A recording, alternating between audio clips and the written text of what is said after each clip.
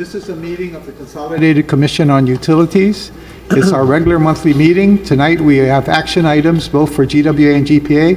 For the record, those present are myself, Commissioner Mchako, Commissioner Sanchez, and Commissioner Martinez. We have one vacancy, so we're all here. Whoever can be here is here. And we will start with GWA. And just for the record, did anybody sign in? Somebody signed in? Who wanted? No, who wanted to talk to the group? Public comment? No? I don't see one. Okay, and we do not have any minutes tonight because our secretary is off island right now, and we'll get it for the next month, okay? So we'll go straight to GWA. Thank you, Mr. Chair. We don't have any updates to the management report, so if there are no questions on that or no further issues on the management report, we can move straight to the resolution. Okay? Go ahead. Miguel, Commissioner Sanchez. I understand, and I was off island a little bit this month, but I was able to witness a very good discussion you led with an advisory team on our next plan of attack with regards to addressing our water loss. Right? And that you've got a pretty good program that you're beginning to execute on behalf of all of us to try to bring that down. And I just wanted to comment that I was very impressed by what I saw and what I heard. I think I did it by Zoom, but still it was good. And it's good to see that we've done so much work at GWA on particularly wastewater, which was the priority of US EPA. And much of that money we've spent. You've done a great job with US EPA and grants, and you successfully completed the Northern Wastewater Treatment Plant at no cost to ratepayers, working with DOD, and all those pieces have been. You need to be congratulated, your team, and just very proud of that effort. And now, how do you eat an elephant? You can't eat it all at once. You eat them in pieces. I know a lot of our work, beginning with what you shared with us on water loss and the plan to attack our water loss.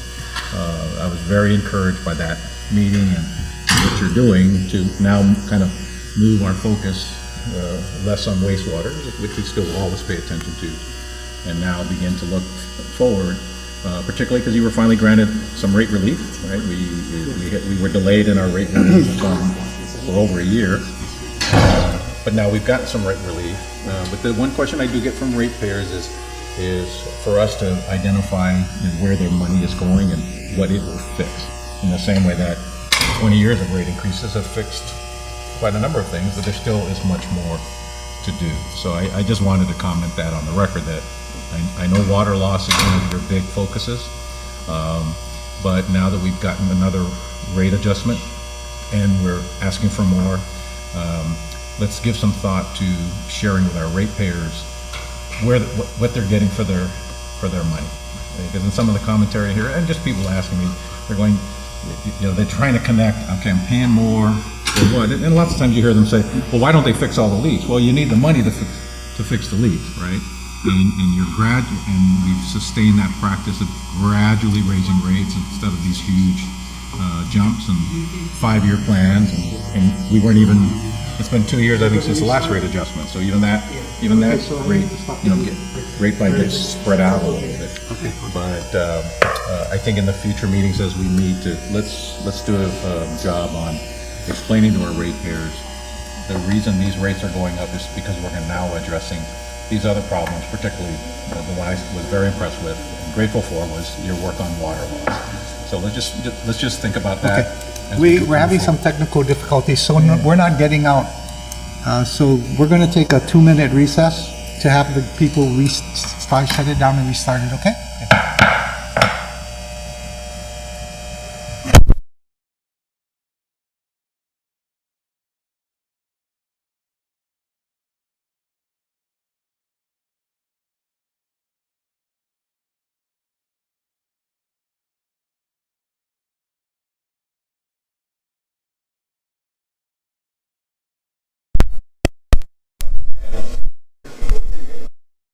Actually been yeah, so we actually been 2 years since we had the last. No, we had 20 and 21, 5 years each year. In October, 5%, right? yeah, 5%, 20, 5%, 21.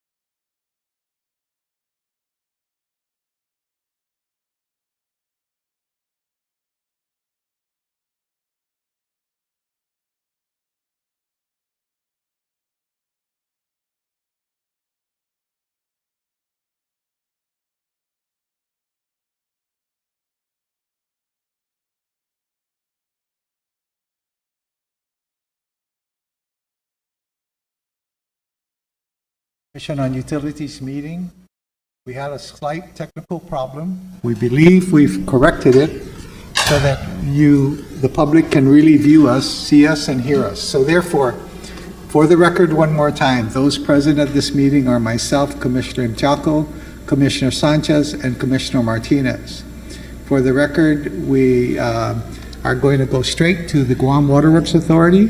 We haven't done anything yet because of the technical difficulties, so the floor is yours, Miguel Bordallo. Thank you, Mr. Chair. First up for decision is Resolution 31, FY 2022, and this is seeking the board's approval to enter into an engagement with our auditing firm for fiscal years 22 through 25. The requirements of law are that we issue an annual audit of our financial statements, and an engagement letter is required by the accounting firm that's been selected to conduct the audits, and the auditors required that the audit engagement letter be expressly authorized by the CCU. Normally we wouldn't bring such a matter before you, that the amounts for these services are not beyond the procurement threshold of the general manager. However, because the auditing firm has requested that the engagement be expressly authorized, this is before you today. The fees for this are starting at $75,000 per year for the 4 years, and then increasing by $2,000 to $77,000 for fiscal year 23, and then $79,000 apiece for fiscal years 24 and 25, with the final year being an option year.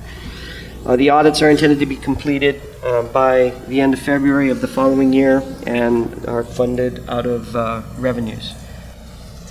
So there was an RFP issued on June 9th. Only one proposal was received on July 14th in response to the RFP, and notice of conditional award was made with Ernst & Young on August 8th.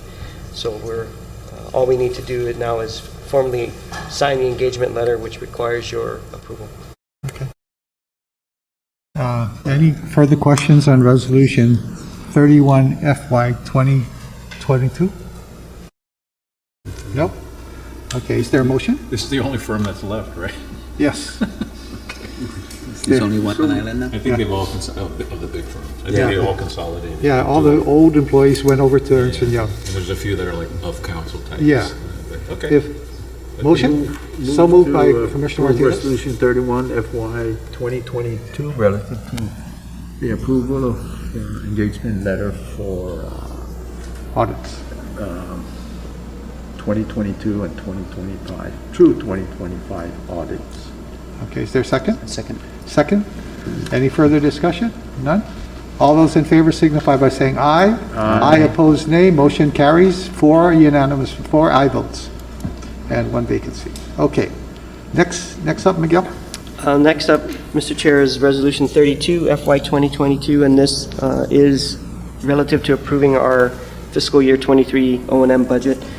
As the board is aware, in the work session, we presented a proposed budget based on our recommendation to the PUC. Subsequent to the work session, we did have the PUC's meeting on our rate case finally. After 15 months of delay on that, they finally met, and although they heard our request, and they heard the consultants' request, their consultants' request, Georgetown's consultants, for no rate increases for the remaining years in the rate application period, they did act to increase rates by 5.5% for fiscal year 23 and 5.5% for fiscal year 24, of course, subject to true-up. So CFO over the last couple of days has been working to update our budget proposal to reflect our projections based on the authorized rate increases, and that is before you today. We have an estimated revenues projected for fiscal year 23 at $108.5 million, and then combined with additional external revenues of 12.4 from the ARPA relief funds, and then transfers from our rate stabilization fund to total $15.3 million combined. That will bring the total fund source to $123.8 million for fiscal year 23. Our operating expenses are estimated at $100 million. That includes an allowance for bad debt expense of $2 million, as well as non-cash adjustments of $27.7 million in depreciation, $3.3 million in capitalized labor. Our projected expenses are about 8% higher than what we've seen for so far for fiscal year '22, annualized out to the full year. Part of what we expect to increase will be debt service by $6 million from $33 million this year to $39 million in fiscal year '23. We expect, if everything holds true, to finish fiscal year '23 at 1.3 times coverage, which is just barely above the 1.25 minimum required coverage by the bond indenture.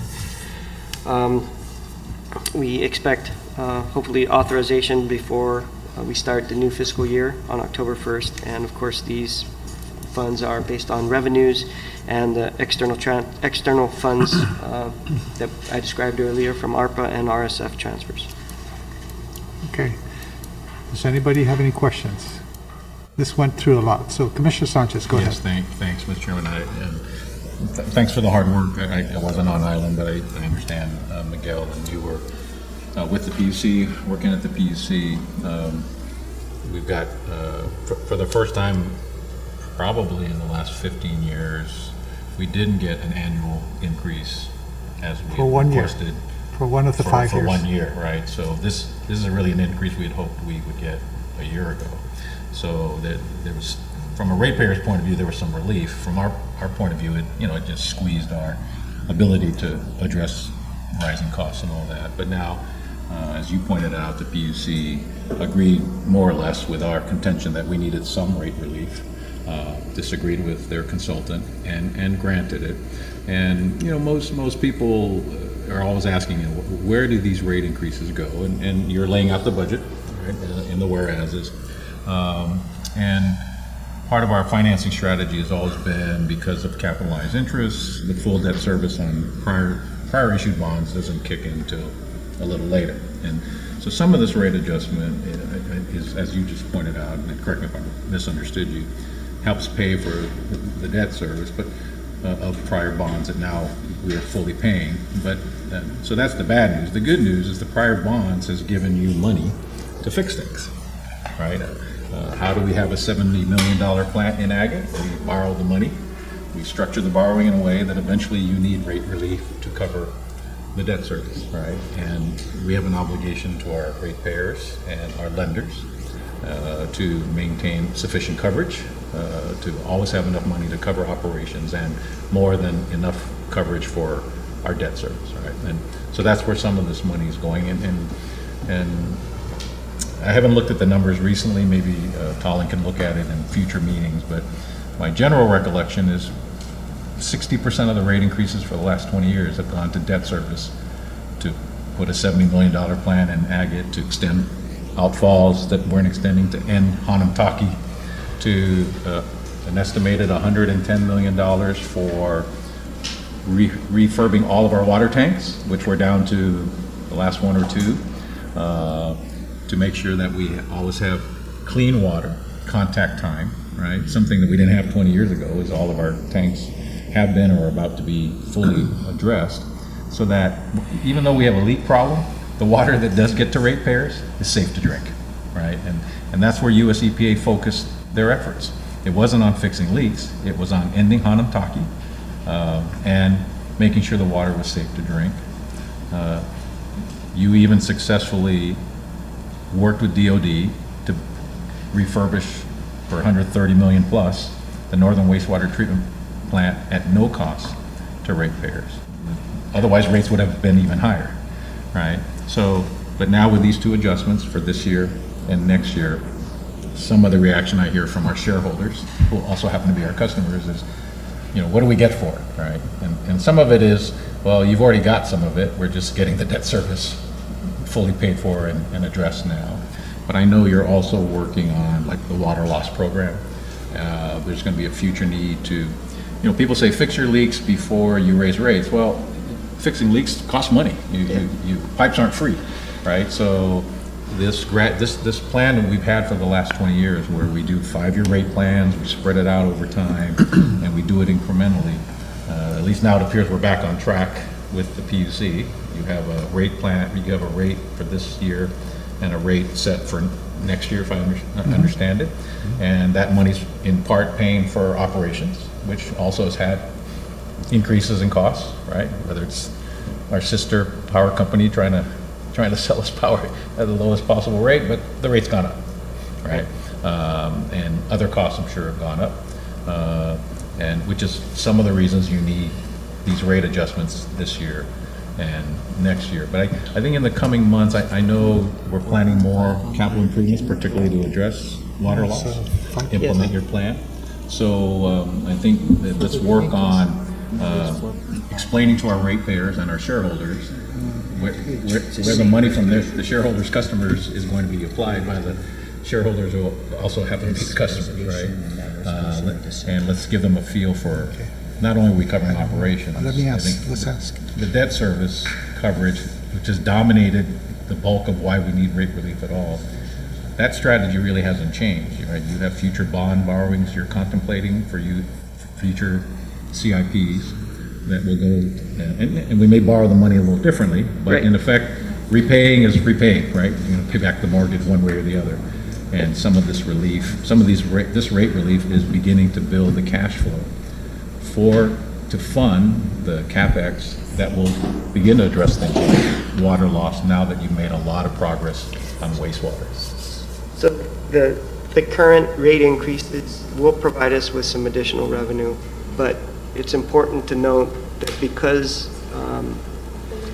we missed a year and because we have what was granted to us in rate relief was less than what we projected we needed to keep our heads above water, we're drawing off of reserves in order to meet those mortgage payments, and that is not, financially sustainable. And the mortgage payments will continue until the mortgage is paid off. The rate relief we've been given doesn't get us all the way to where we need to be in the future, especially if we need future financings. So what we propose to do also is the tax-exempt commercial paper, the different way of borrowing money, and that will reduce costs. Costs of borrowing. So that's something that we need to do moving forward, and we've already drafted legislation, and we're working hard to try and get that introduced. But when we go back for the rate increase, For the next true-up, 5 years. sorry, in fiscal year '24, hopefully we will have, by that time, also updated our master plan, and we'll have taken into consideration the impacts to our next 5-year capital improvement program to see what we can do to take advantage of the additional grant funding that's been made available through the Infrastructure Investment and Jobs Act. So we potentially could reduce future borrowings. So we're looking at all of that, and we are doing our best to make sure that our shareholders are only paying for what they need to pay for in order to keep the system improvements going and maximizing our ability to use grant funds to do that. Yeah, and I think grant funds, future borrowings produces CapEx results, right? We're building things with Yes, it, right? yes. And I think to the degree we can explain to our shareholders and our ratepayers that this is where your money's going. You want us to fix leaks? Okay, pipes aren't free, fixing leaks isn't free, addressing water loss isn't free, but we've got a great plan to do it. And some of the rate relief we see is to fund those solutions, to fund those purchases. It's not that we have one mortgage, right? We have a number of bonds out there, and we all know we're going to continue to borrow more money for GWA to continue to fix an aging system. And while we've done so much on wastewater, now a lot of our focus will turn to the water loss challenge, right? And the savings that emerge from that will also help us keep rates down. But sometimes you got to spend the money before you can save the money, right? And I hope in the coming months, I'm confident in you and the team in the coming months that let's explain to our ratepayers kind of that connection of, they're asking, where's my money going, right? And it's going to good places and the right places. And 60% of their rates for the last 20 years have gone to fixing the house that was badly in need of fixing, but we're not done fixing it. And it's a big house, it's an old house, and we've done a lot, but we still got to continue to work it. And that's why we have these 5-year rate plans that move it forward, spread out the costs, spread out the mortgaging of the future, in exchange for fixing things, because even if you had all the money to fix everything that you want to fix in the next decade, you couldn't fix it in 1 year. I mean, it takes time, right? And it's continuous. And it's continuous, right? And then you're also maintaining what you already fixed.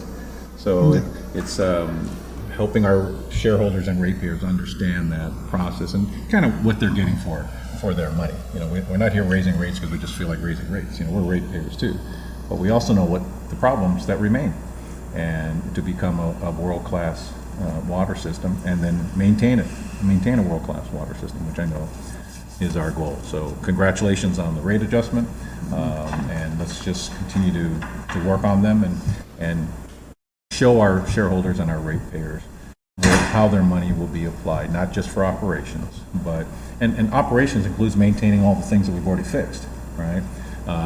And you know, show them how their money is being applied, that we're applying it as wisely as we can and trying to keep the rates as low as possible while still delivering the change that we need to deliver. Yes, sir. Okay. Thank you, Mr. Chairman. Anybody else have a question? By the way, we need a motion on this resolution. This is the resolution authorizing our budget. So we need a motion. I'd like to clarify and make sure. Telling this resolution is the updated version, right? Because you showed us an earlier version when we didn't know what the rate results would be. Now that you do, you've plugged those in.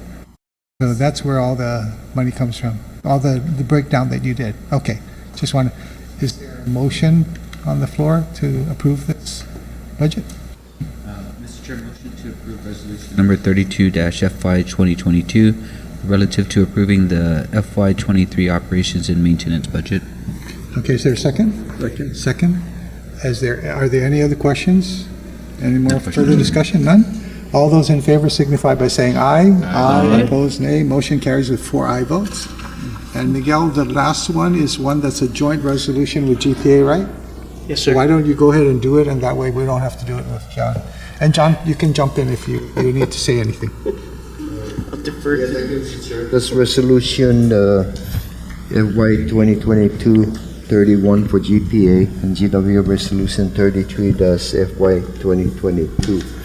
I'd like to go ahead and ask Graham to present this one, Fine. Mr. Chair. Thank you, Commissioners. This is just a resolution to clarify both the GPA and GWA General Manager's authority, not just as to their limit, which was previously done as to their $1 million obligation authority, but that would allow them to approve change orders not to exceed 20% of the originally approved contract amount that may exceed the $1 million threshold. And that 20% threshold is consistent with how the Public Utilities Commission practice approves projects for both GPA and GWA projects. Okay. There was a slight difference that GWA used to do, right? I mean, when they did their projects, there was a contingency fee, right, Miguel? What did you call it?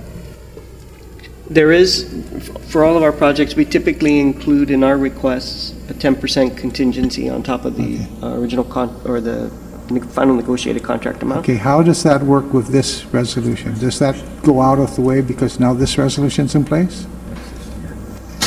My understanding is that the 10% contingency now will be aligned with what the PUC does as a matter of the contract review protocol to authorize our So in other words, as we go 20%. forward, Yeah, it'll be 20% for you and for John. Yes, That's That correct. instead of the 10% contingency that you always ask for. correct. When you bring the project to us and as well as when you take it to the PUC.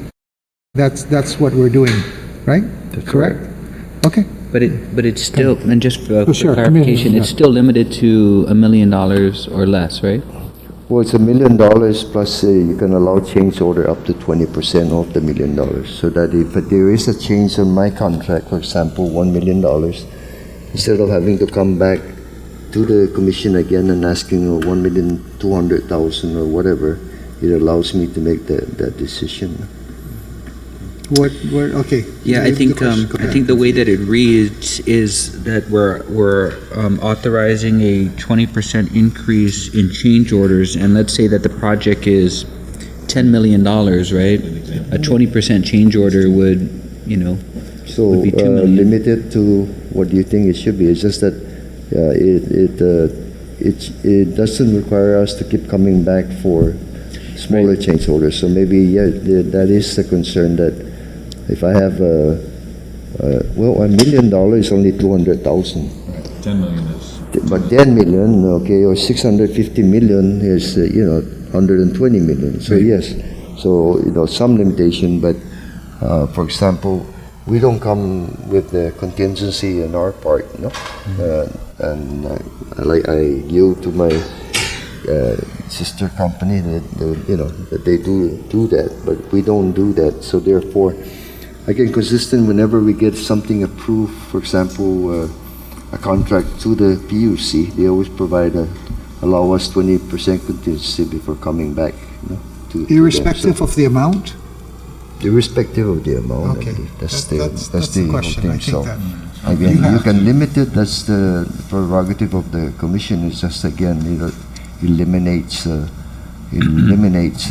having to keep coming back for all these different things. No? So that was the question for both GB and Miguel. Is the 20% request up to the current $1 million limit, or is it 20% of The total project. the total project price? that's why we're confused. From the reading of the wording, it reads, if it's $100 million, you can do it. Attorneys, do you want to chime in? I'm Graham? asking- Graham, you drew that. Yes, it was, to be clear, it was basically, the request was for 20% of the originally approved contract amount, similar to what the PUC approves for us. So even the PUC, if, for example, it was a $10 million contract, they would allow us to have a change order up to $12 million before coming back to them. Up to 2 million. Yeah, so it'd be $2 million in that case. If it's 10 million. That's correct. But, well, I guess part of my concern is, management brings it to the governing board and we approve the change orders. That way the PUC knows there's a united decision from our part. It's, the way I'm reading the language, it sounds like we're completely excluded from a change order, any discussion on the change order up to 20%. So if it is a $50 million project, then it can go up to 60 million and we have no say over that. So I guess what I'm saying is then, okay, limit the amount over, no? So at least we don't have to keep coming back for, $50,000 change order or something like that, unless, I think the commission I can understand give the us, small numbers. I guess can it's give us the big number. that, consideration, so that's all. Well, but this will apply whether it's $1 million or 50 million. And, a $200,000 change order is one thing, a $10 million change order on a $50 million project you brought to us originally. Yeah, because- We need to, I think, as the governing board, I know on other boards where I'm on, we need to know why did it go up 20%? And can we just have legal counsel determine whether or not this is even needed? If your current obligating authority is up to $1 million, why you're still coming back to the CCU for change orders that are less than that? Well, I think the clarification is, unfortunately, when the CCU passed two resolutions to go, first of all, from 250 to 750, and then from 750 up to 1 million. And neither of those resolutions did it ever address that there was a 20%, whether it's limited or not. So there is no current CCU policy that says, as to any change order, whatever amount, even though we've traditionally taken it as 20% compared to the PUC one on part of the CCU, there is nothing in writing for those last two. The last one was done in a budget bill last year, and basically it's a one-line item that says the spending of obligating authority of the GM goes from $750 to $1 million. It does not say there's any change order approval from the CCU. Whether it's limited to $1 million or whether it's limited to anything, there is nothing in writing that says that. So that's why we wanted to clarify that. And so just to follow up on the previous question, do you read the current resolution as limiting for example, if there's a change order that's under the $1 million obligating authority that they already have, can they just do it? Yeah, that, they could just do it. Because I think we're seeing resolutions that are coming in that are within that. I think specifically GWA, I think we had some change orders that were under $1 million. You still had a resolution Well, drafted. because the total amount is now over $1 million. It's not the amount of the change order. It's that, let's say you approved something for $1 million.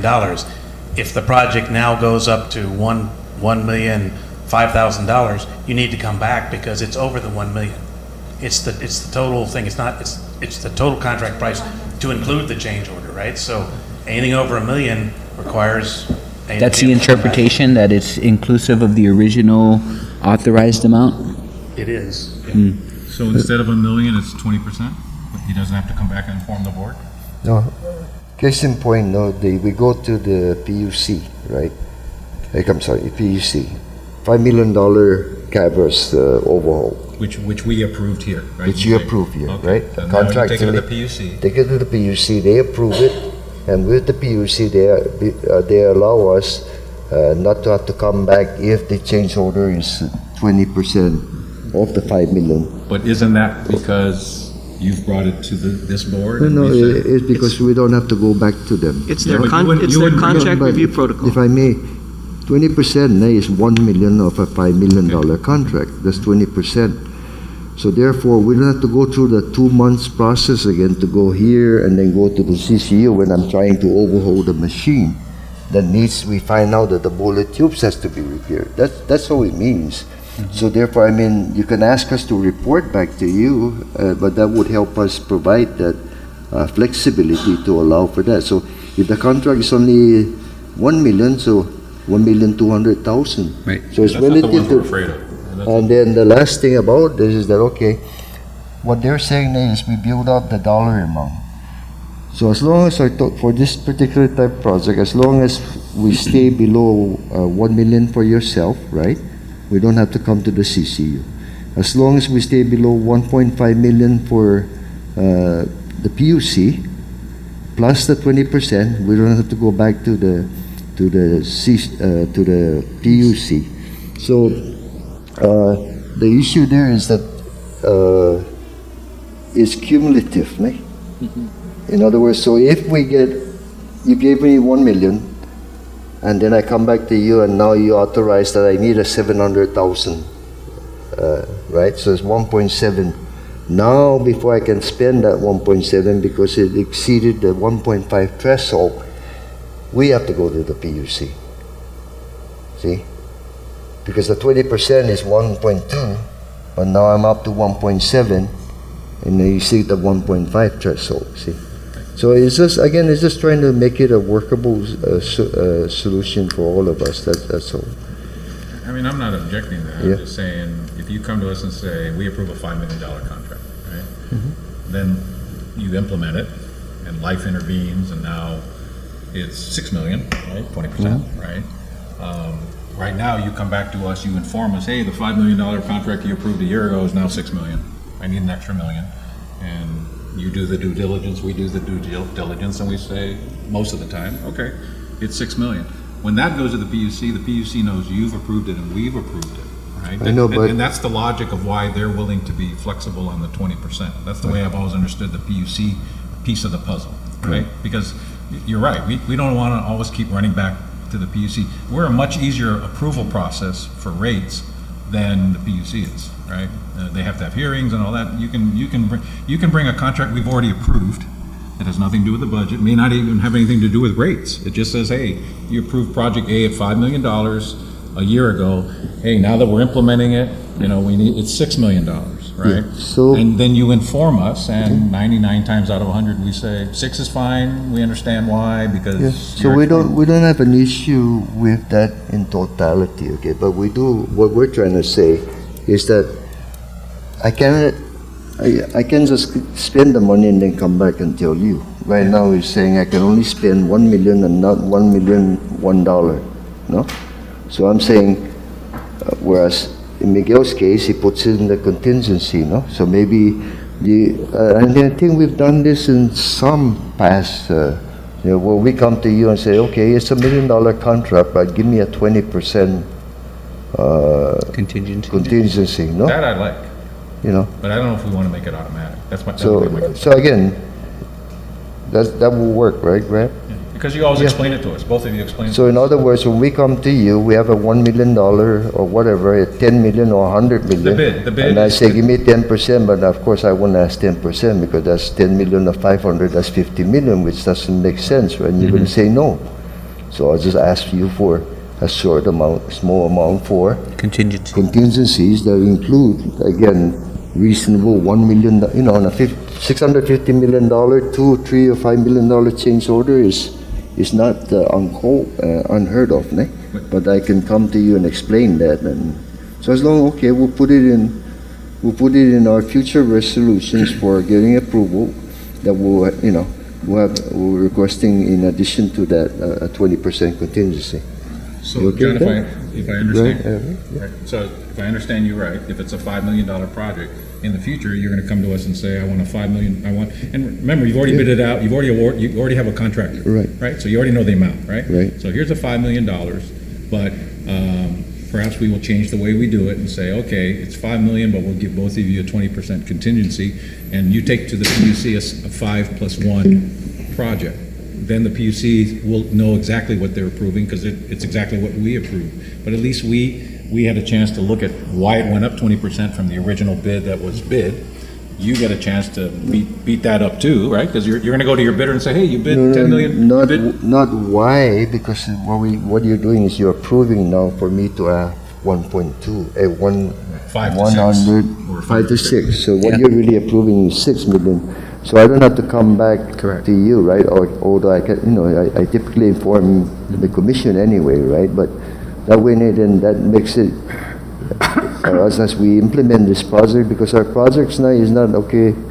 A lot of it is construction, right? A lot of it is repair, maintenance, and we find things out there. The bearings are bad, the shafts are bad, and we have to make changes. No, they dug the hole, and holy mackerel, there's a holy mackerel. Anyway, there's archaeological stuff, right? So it's just that's also. Yeah, I and think then- that will work, right? And yeah. And in some cases, it may not be 20%, right? You're gonna come up with the whatever reasonable amount you Reasonable feel amount. for Even 40% contingency. sometimes, right? Yeah, or 5, you know, or 2% because of 600 million is the size of the contract. And Miguel, these are how your resolutions are already, right? You already Our have consents something are typically structured that way. with the yeah. contingency, yes, so. Mark, our concern, go ahead, did you have something? No, go ahead. My concern about it was just that the alignment of the contingency that the PUC has versus the contingency that we typically put in. I thought that's what we were trying to correct. Yeah. Okay. In either way, I think we can make it work. Without this resolution. Right? And I mean, to me, it sounds like we're just discussing, at our level, a policy that gives you some So flexibility, Graham, we're good with it? right? Okay. I mean, you don't need a board resolution to say, here's a $5 million project, and I'm budgeting another $1 million for contingency, would you approve a $6 million project? Which is in effect, that's what we're trying to Yeah, do. so we'll right? just Give it- add, we'll give just it- add that just add it to your request for contingency or percentage or amount with every resolution. And sometimes you guys walk in with a smaller contingency, and we'll take that too, right? But to me, I'm more comfortable with just having you change it when you say, here, it's 5 million plus another $1 million contingency, you've explained it to us, we're approving a $6 million deal.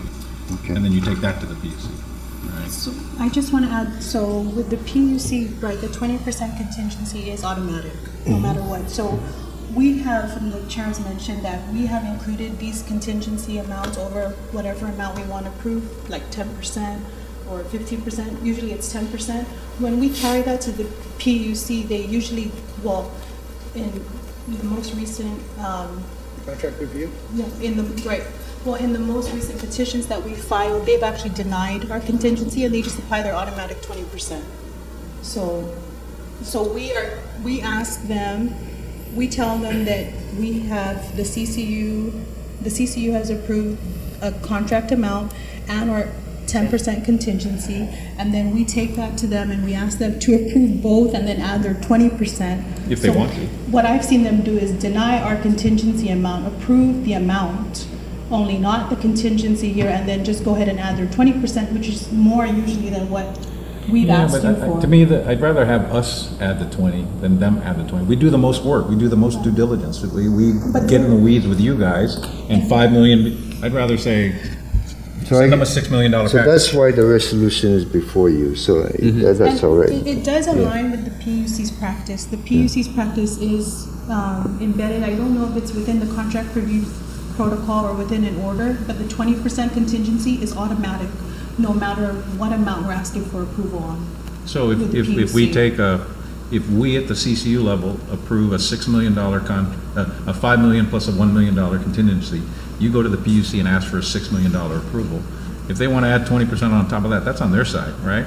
But they'll also see, oh, we've already added the 20%. They can just, you know, they're adults. They can decide you want to add to it or you don't want to add to it. Okay. But I'd rather that we control the number we send to the PUC. And if you need the flexibility of additional 20, I mean, we're sort of telling you without even a resolution. If it comes in at 5, saying the winning bid was $5 million, I'm requesting $6 million with $1 million for contingency. We'll approve $6 million. That's what you take to the PUC. Will that can I- address what I think you're trying to do here? Can I offer a thought to see if it might work? I think what happens is when you go to the PUC, like a GWA contract where you put in your 10% contingency fee, when you go to there, they said, okay, we're going to approve the $6 million contract. We're not going to approve this 10% because you already get 20% from us. Okay? correct. That's what they say. So we can still approve your contract with a $5 million plus the 10%, whatever we want to approve it.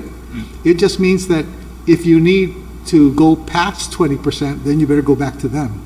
Because in between that contract amount and the 20% increase that they allow you in their rules or regulations or wherever, they're already giving you that. So you don't need to ask them, when you leave here, you don't need to ask them for the $5 million contract plus the 10% contingency. Yeah, we'll do it. Okay. I would still say that you come to us and you say, we want to do a 5 million, because all these contracts are different. There are going to be some that the number's very tight. You're going to have some contracts that are, you know, for supplies, fire hydrants. And when you bid it out, that's the number. I mean, you know, he can't, the supplier can't do anything else. Can't say, by the way, my shipping cost went up, so I want some more money. If he bids to deliver a fire hydrant to you at $200, then you're going to hold him to that, okay? Or else he's just not going to deliver it. But so there are some contracts that you're going to know your price, but you're going to have some contracts such as design services, contracts to build certain things, and you're going to have a bid from the person who's going to come back and say, I ran into this pipe, and this pipe's in my way, and I have to. You need to help me because this wasn't shown on the drawings, and I have a right to recover from this. That is what I'm saying. We can still approve your contract and say, you have a 10% contingency as far as we're concerned. Whatever the PUC, what you take to the PUC is the basic contract. Okay, Which that, includes our contingency, though. no, I would not. No, because we're approving a total. Okay, wait. Well, then I think Oh, I'm no, misunderstanding the issue. yeah, let me finish. We're approving a contract with a contingency fee. Their protocol says they give a 20% contingency fee. Let's call it contingency fee, okay? On top of what On we top of approved. the contract. No, on top of what we approved. No, on top of the contract. Because they've come back to Miguel and they've said, look, we're going to approve your contract, forget the 10%, but you already have 20%. I'm just saying what he said they told him. That's correct. That's what Okay. they do. That's what they do. So I'm saying, we don't have to do anything with them. We just approve the contract the way we want to approve it. They go get the contract for $5 million, if that's the contract. Fine. And that way, you're covered up to 20% with them. With us, we're telling you, we're going to hold you to a 10% contingency fee. There should be, I'm going to, Graham, yeah, I want the two of you to kind of figure this out. If we approve a contract, and we say, this is the contingency fee we want, 5%, 10%, whatever it is, as long as we don't go over 20%. Whatever we approve, we approve. the contract that you take to the PUC, even if you show them the contingency, they say, we don't care about that. We're approving this amount, the contract amount, right? Right. And so Okay, so it's, does it work? That's my question. when we file those petitions to the PUC, we take the total contract amount approved plus the contingency. So what has happened is they have recognized that the contingency is in addition to the contract amount, so they exercise their discretion, and they're only approving the contract amount recently, and then just adding their 20% contingency. Okay. Because they recognize, because we of course have to provide a resolution in support of our petitions, because we have to show the approval of this body, and so they see the original contract amount, but they also recognize that there's a contingency, and what they've done, at least in recent months, is they've only approved that original amount. So even though we have carried and requested an approval on the original amount approved plus the contingency, but Okay. Commissioner Sanchez? Sorry, Mr. Chairman, I'm still No, confused. no. So let's take the $5 million contract, whatever the hell it is. Winning bidder, it's $5 million for widgets, right? Okay, you bring it to us, and I guess the way I was thinking about it, you bring us the $5 million lowest bid, right? And we'll approve a $6 million with a 5 plus a 1 contingency. Then you take the $6 million deal to the PUC, right? The PUC could deny the 20%. They haven't, but that doesn't mean they couldn't. Plus, to me, before we send anything to the PUC, I want to be in agreement with John and Miguel at $5 million, and now, because we agree with you, we'll give you $6 million. Then you go for a $6 million approval at the PUC, and you'll show it to them. The CCU approved a $5 million project with a $1 million contingency. PUC, we want a $6 million contract review approval, right? Now, whatever they want to do after that, because at least you're guaranteed with us, assuming you get it past us. It sounds like we're very flexible with you because we realize, shit happens. Snails happen. So if you walk in with a $5 million contract, I like what I thought GWA was doing, and maybe I misunderstood, is Miguel walks in with $5 million plus a contingency, and so we approve 5.5 or $6 million or whatever the, I guess it's usually been 10%, right, Miguel? Okay, so he brings in a $5.5 million. It's 5 was the winning bid. He gets another 10% from us, and you take $5.5 million to the PUC, and they see it was a $5 million winning bid plus a 10% or 20% contingency that was approved by the CCU. So your bosses have said, hey, build that building, get those widgets, right? And we'll give you up to $6 million. Then when, having sat on the PUC, if I put on my PUC hat, I just want to see the $6 million. I want to see the 5 plus the 1. We want to give, if the PUC wants to give us more than that, that's on them, because they got to give us the rates to support it, right? If they don't want to give it to us, then we just need the 6, because we've already included our own contingency. I don't like delegating contingencies to a third party. I'd rather we make that decision, because sometimes, as you know, we've asked you, how come the change order? How come the winning bid was $5 million and no snails, no screw-ups, but now the guy just wants $6 million? I mean, you're gonna beat him up, we're gonna beat you guys up, we're all gonna beat him up, and we may not agree with that, right? But I'd rather that all be done. I mean, that's our job, is to run the company. Then for rate relief, I don't mind showing them a $6 million, which is a 5 and 1, but I don't want to depend on them to approve the 1. I'd rather, I think that's our fiduciary responsibility, is you come in at 5, you explain why 6 months later it needs to be 6. We agree with you, and then we do that. And then you take a $6 million, and we'll approve it with the contingency embedded in our CCU approval, and then take that to the PUC. Does that make your life harder or less hard? If we approve the contingency. Am I asking the wrong question? Is that when I read this language? This whole debate is making my life harder. It's from our perspective, the way we have done it before is fine. When we take it to the PUC, their protocol, regardless of what contingency you approve, their protocol, contract review protocol and practices, only the basic contract amount need be approved, because they're automatically providing a 20% contingency to save us the grief of, with any small change orders, having to come back and get another approval, because they know it takes time. So the way it has worked that way, the way we've been doing it has been fine, and it was worked for us. The only thing that was misaligned is we typically ask for 10% from you, but they give us 20. And so to correct that gap or to align it, I thought that's what we were trying to accomplish, so that if we go above the contingency amount, we're going to both of you, as opposed to, I don't have to go to the PUC anymore, but now I got to go get additional CCU approval. And it doesn't matter to me which way it is. And you know what? It doesn't really matter, because here's, in my simple thought, it's really simple. That's their protocol. Yes, And right. when we approve the contract for you, it's a $5 million contract. We say 10%. And what does that mean? $500,000, right? Okay. They're saying you can have 5 million, and on their basis, you can have up to $1 billion. We're saying 500,000. That's all you go. That you have to listen to us. Now, if you need another 500,000, you come back to us. We can say yes. You don't need to go back to them, because that's already covered. And that's the simple thing to do. I don't think you need this resolution. It works. It works. We're in the same. So I would say, I'm sorry, John, John, what do you need No, to I'm do? ready to say let's move on to the next resolution. Yes. John, I agree, because you know what?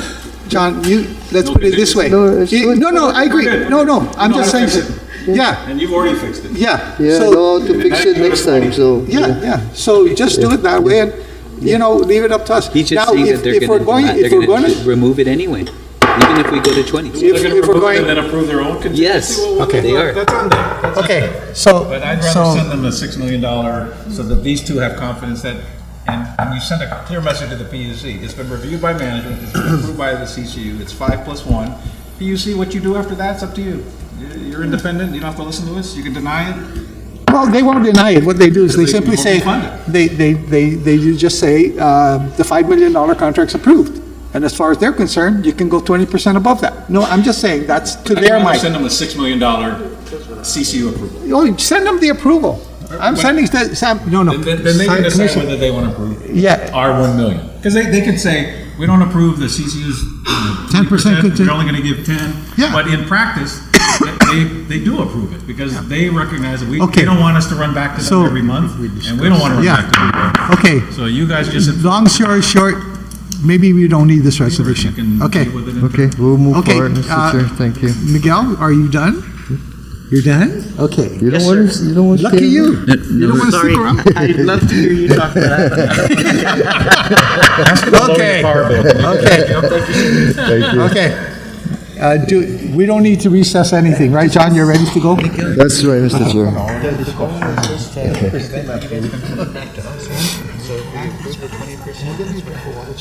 in the first time. And if they give us an extra 20, good for them. See you later. Miguel? Yes. When you have time tomorrow, call me. Yeah, it's good over here. Oh, thank you very much. Thank you. Okay. Do you have the resolutions for you to sign? Oh, yeah. Wait, guys. You need to be tallying the votes too. I I thought you wanted to do it differently, so I didn't say No. Let's continue with No, what you're doing. yes, yes. Don't change anything. Don't change horses. It's not broken. I'm not broken. No. You have to be bringing the resolutions to be signed. Every time a resolution gets passed, bring that over to Commissioner, it goes first to Commissioner Martinez, because he has to tally the votes, he signs it, and then he gives it to me to sign, okay? We're learning. Okay. Yeah, we are. Okay. That's the first one. I read it like you read it going.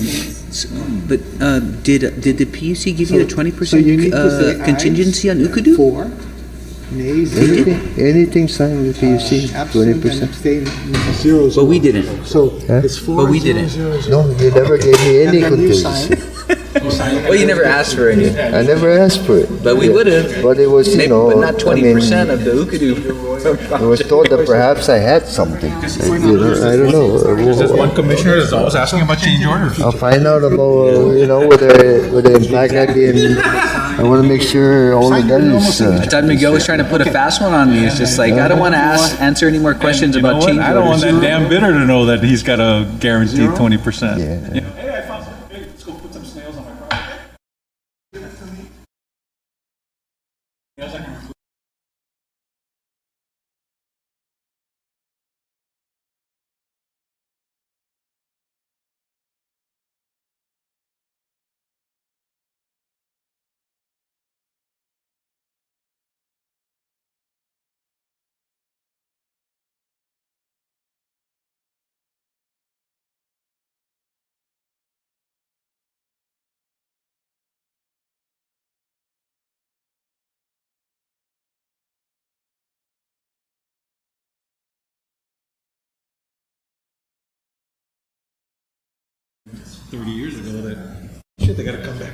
Okay, we're still in our meeting. We're still in our meeting, okay? So, I'm sorry, I got too close. It's just me. So, this meeting is one meeting. Selma. John, the floor is yours. Thank you, Mr. Chair. Resolution FY 2022-30, and this is again to request your approval to proceed to move forward in the Phase 4 renewable acquisition through a multi-step bid, which the draft documents were provided. No, under the procurement protocol, we will need the PUC approval. No, so. I did a presentation last week about what I'm going to do now is just take different scenarios and shorten it to just highlight where we're heading and what we're trying to do. No? So again, our goal with our plan to clean energy plan up to 2030 is to eventually reduce by 2030 about 1.5 million barrels of oil. So instead of consuming 2.7, like we are today, it'd be down to 1.2 million barrels. The other goal is to clean the emissions by 99.9% because we're all on ultra low sulfur diesel or natural gas in the plan, and no more RFO. So actually, we're almost accomplishing that. By the way, for the Commission's information, of course. PD 8 and 9 is now fully operating on ultra-low sulfur diesel. Only Cabras is burning residual fuel oil, 1.19%, and we're finishing that out, and we just bought the 0.2%, I think last week or so, it just came on the island. So now that's the only fuel that we'll be buying moving forward. And eventually, we are projected with what we had contracted for and moving forward, LEAC of about, production cost of about 11.62 cents. No? LEAC could change based on the 2 cents or so because of all the tank kits that we're borrowing now, but then eventually when we're down to the regular tanks that we own, the LEAC differential between the production cost and the full LEAC shrinks, no? From maybe like 2.5 cents to about 1 cent, no, in the future. But again, that's part of our goal to head around that range of 11.62. So again, and that's going to happen in what's in progress now that we have the Okudu power plant being constructed and Cabras 1 and 2 transitioning to 0.2%, and then what we're looking at beyond 2030 now is other renewable base load type of units, and develop or in development in the near future. Next. Wait, John, before you leave that slide, so if I'm just help me if I'm misreading this.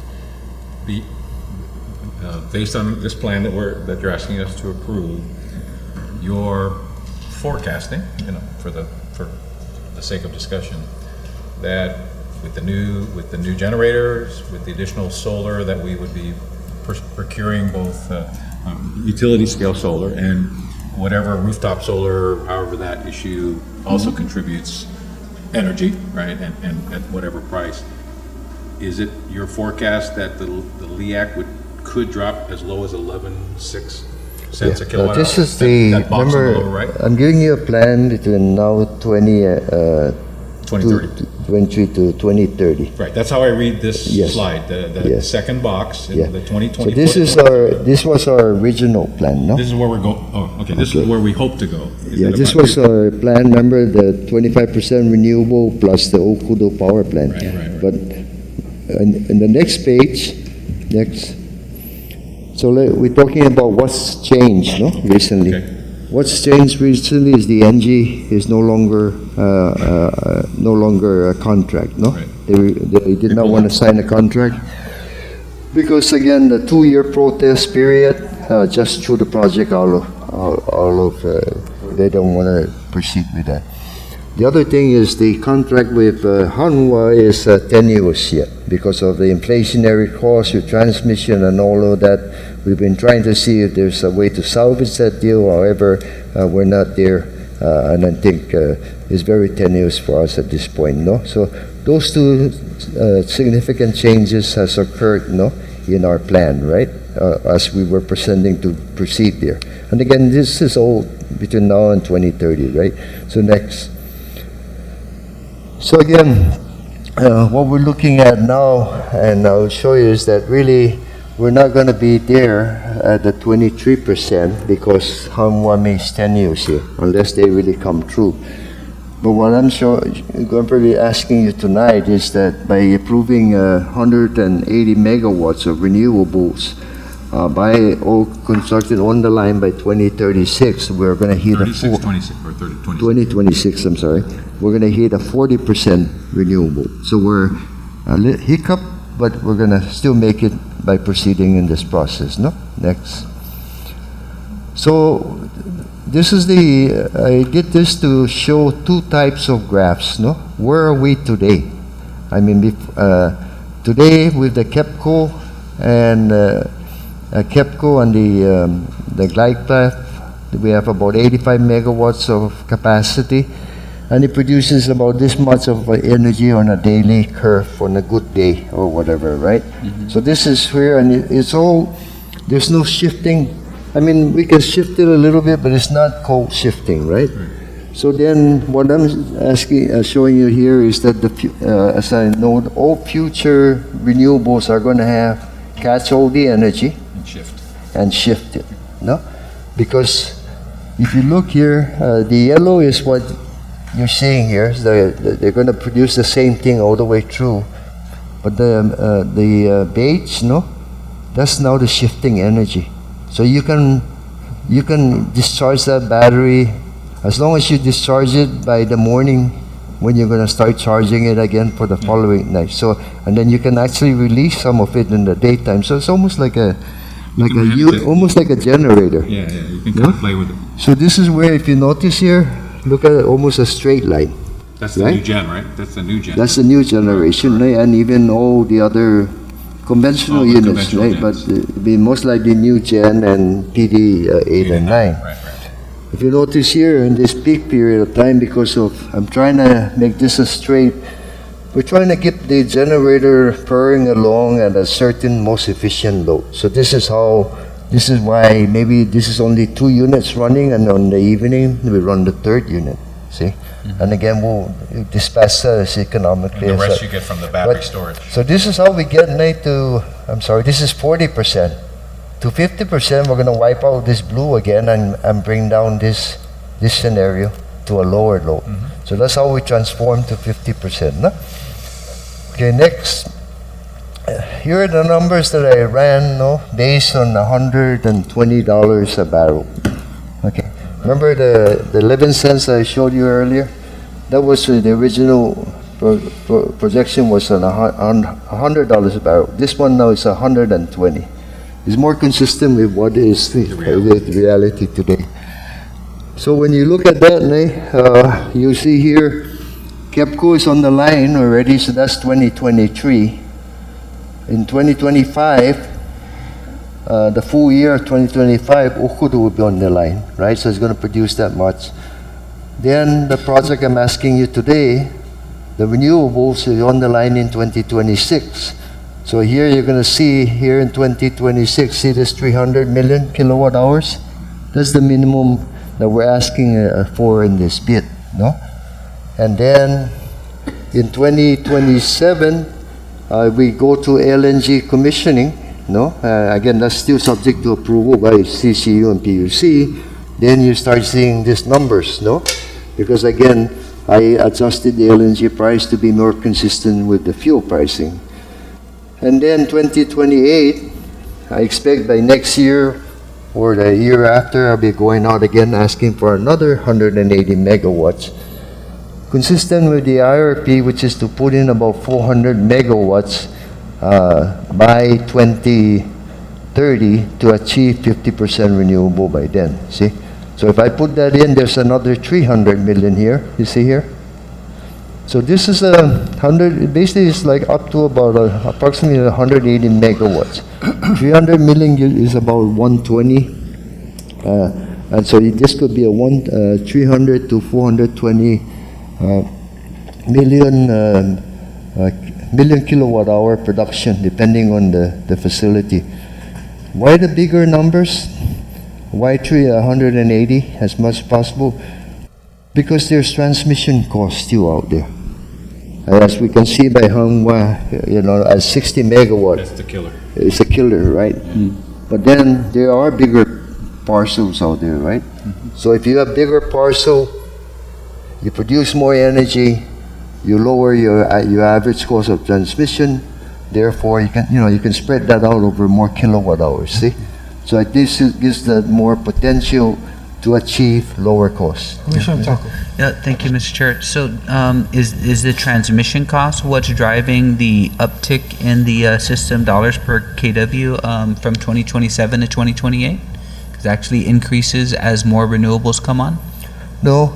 What happens also is that you have a 1.01% escalator in the pricing. On renewables Or as well as the KEPCO, the Ukudu power plant? Yeah. No, not on the Ukudu, but on the KEPCO. It's the 1 point, if you notice here, this KEPCO, if you look at the price, is increasing a little bit at a time. And again, it's only 1%, and that's our heads. Because as I will show you now, so what I've done is I've taken these numbers now here and flip it to the next page. Wait, John, but Wait, let me flip it to the next page. Okay, go ahead. All right. Sorry, go ahead. Well, no, just on the additional KWH, the 300 million, right? Yeah. That's a combination of, well, the new gen kicks in 26? No, 2025. 2025. Yeah. But, so the 300 is actually, is the 180, is the renewables that you're asking to get Yeah, approved, the right? first 300, Right, yeah. and then in 27, at least the current thinking, Yep. it also it includes benefits from switching generation fuel to liquid natural gas. That's right. And then 28, Yeah. And then so I follow all of that. So Yeah. that bottom row of numbers, Yep. system dollars per kilowatt hours, yep. is that the LEAC? That's the production cost. So The LEAG will be about one. When we get to Okudu being done, because we're releasing all the rentals from Yep. TriStar, after Ukudu's the LEAG will probably be just plus approximately 1 cent versus the 2-some cent that we are now. And then the other thing that we're having now is the under recovery. That's why you're up to 29 cents. No. So how does that row of blue that goes from 22 to 11, how does that translate into lower power bills? Okay, well, let me get to the next page. So here you are today, 2023. Your production cost is about 22, at $120 now, okay? Yep. Higher. Still not where it was normal. Normal before this thing started climbing in late 2021 was $90 a barrel for diesel. Okay? So even at 120, it's at 22 cents plus say the LEAG today is about the differential between production fuel. This is just production fuel. from production fuel to this is about 2 cents or 2.5 cents. Because it's So 24. that's 24.25, no? LEAC currently is 24. And now our LEAG now is currently at 29. But again, that difference is also the recovery, no? Because we're up to 47 million, we're trying to reverse that to 20 million. So that's why, right? But even if you just look at this 22, right? When the new base load comes down, it already drops it down to 14.7 at $120 a barrel. So there's 8 cents. Okay. See, that's an 8 cents drop just because of that. If it was if the oil was $90 a barrel, you'd be down to close to the 11 cents that I was mentioning, right? Right now, the combined rate is 42 cents a kilowatt hour, 29 plus 39 or so? 29 plus 10, 39. I thought our base rate is 13. No, Yeah. it's 10. The average base rate is 9.6 or something. Okay, so the base rate is actually going to fall as we No, add these assets? it's always been 10. Yeah, it's been 10. It's been 10, yes. 10 cents. I mean, 2015. it's a skewed, some are lower a little bit on the residential, but then on the commercial it's a little higher, right? So but the average cost, right, is about 10 cents. But is the residential rate 13? No, they're probably lower, more like 9.6 or yeah, something. around there. So the base rate has never been 13 cents? Because I know it's No, it's- never. Not for residential. Not for And anything. even the blended, when you blend the base rate for all ratepayers, It's the 10. commercial Yes. is currently 10, 10. not 13. Not That's 13. And so right now it's 39 because it's 10 plus 29. Right. But it's been 10 cents since 2013. 2013. The There average, was one little say, 6-month blurb and then it went back yeah, down. the average is 10 cents. Okay. May differ a little bit in the rate classes, but More, yeah, yeah. okay. Stand corrected, thank you. Okay, so what happens if we take today's 120, remember I already come on it, and increase fuel prices again, jump to the ceiling another 50%, right? So therefore your oil price now will be $180 a barrel for diesel, no? And towards the end here, relatively the same, about 120 equivalent dollar per barrel for natural gas. So if we look at the numbers here now, okay, whereas you were 22 today, or in this scenario, you would have gone up to 31, no, 32, plus the 10 cents, 42, plus the LEAC, probably 44, right? When the new power plant comes on the line, you're at 21. That's 10 cents drop, no?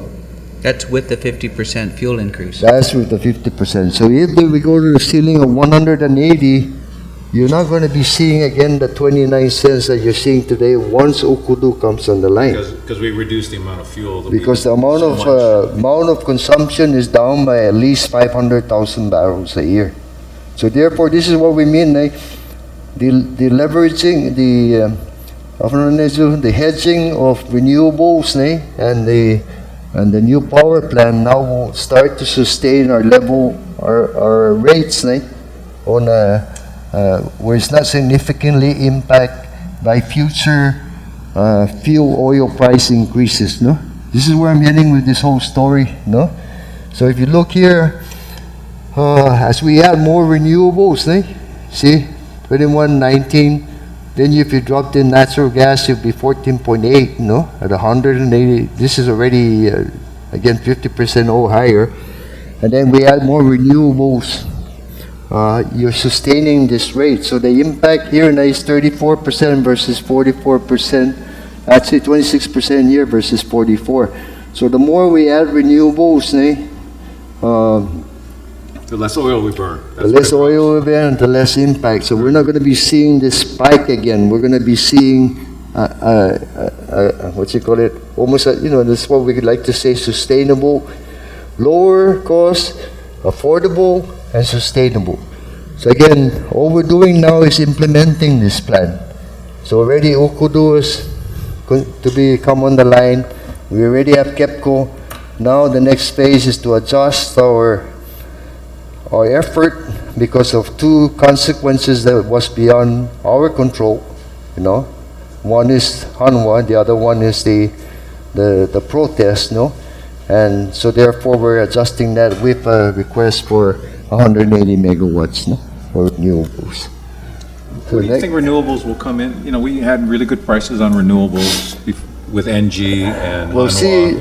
this and- whole, if the Hanwha project had gone through, that included a transmission line 115 from Dandan to PD.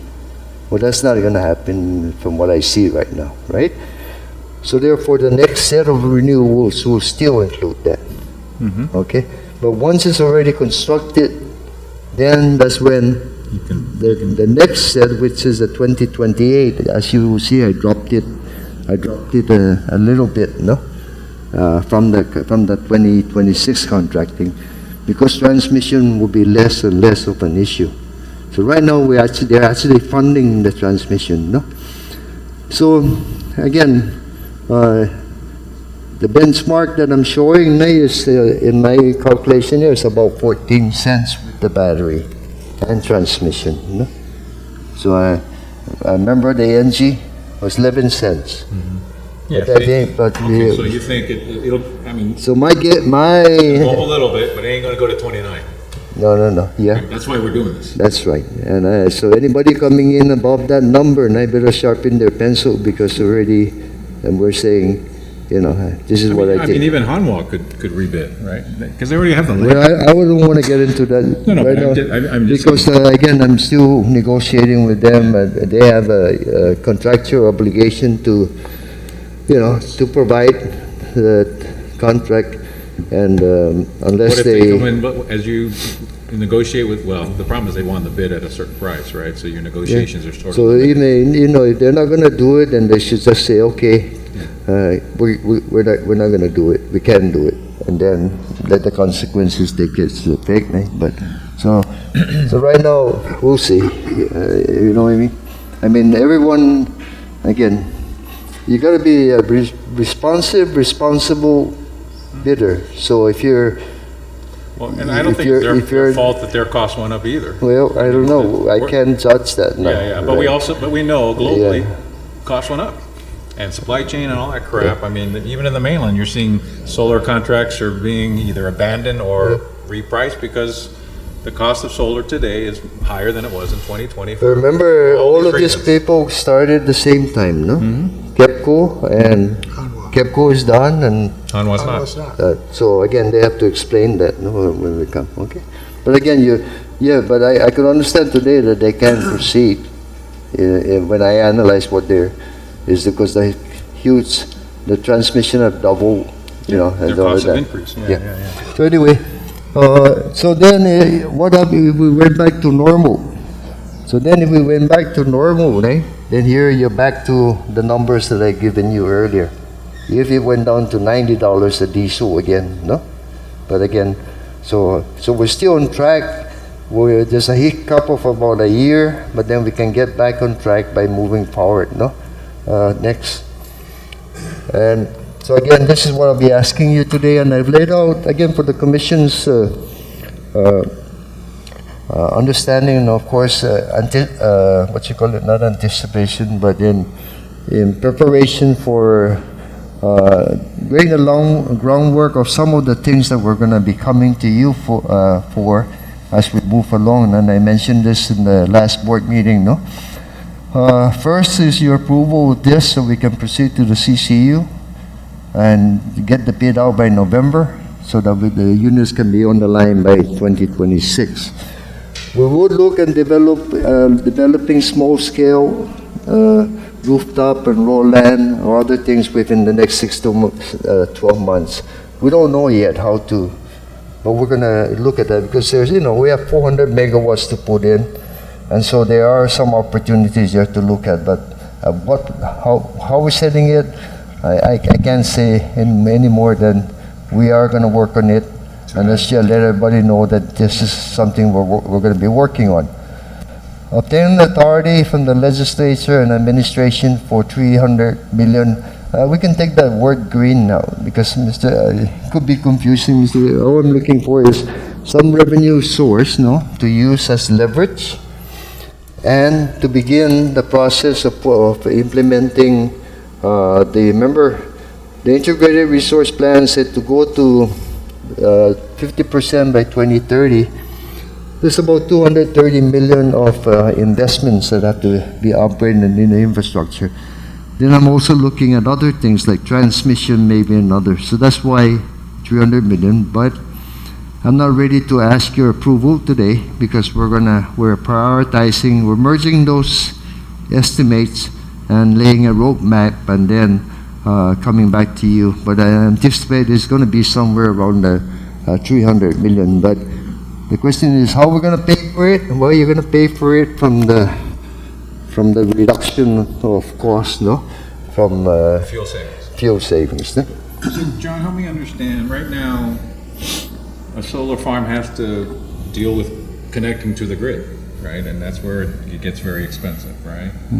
If I'm reading this right, are we now supplanting the money the private partner would put in to connect to the grid because we're going to upgrade the grid with No, this 300 million? we're upgrading the infrastructure. So, like for example, the private partner, like Han1, as part of the contract was going to put in the 115 from Dandan all the way to PD. To connect to the grid.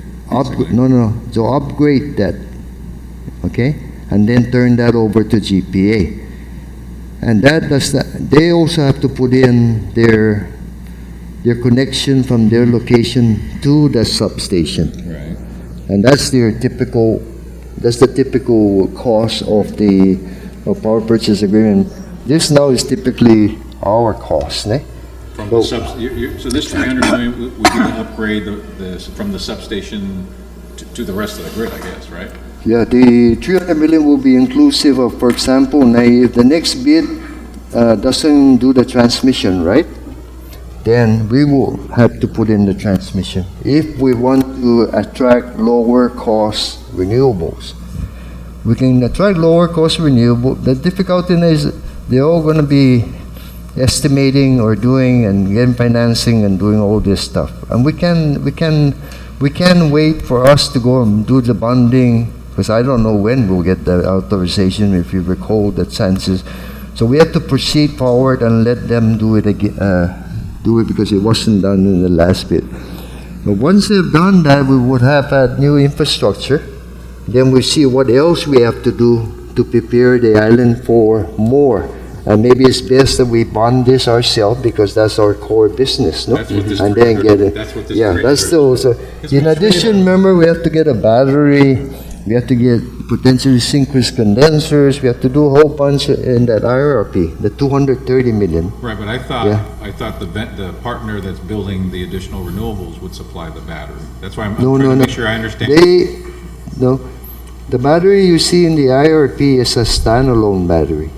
That just we- like- kinda just like- the 40 megs, yeah. Yeah. Right, But right. now we're going to put one in the system that will now catch energy either from the solar or from the generator, Okay. so that you can get the least cost energy. And again, the more you can tap that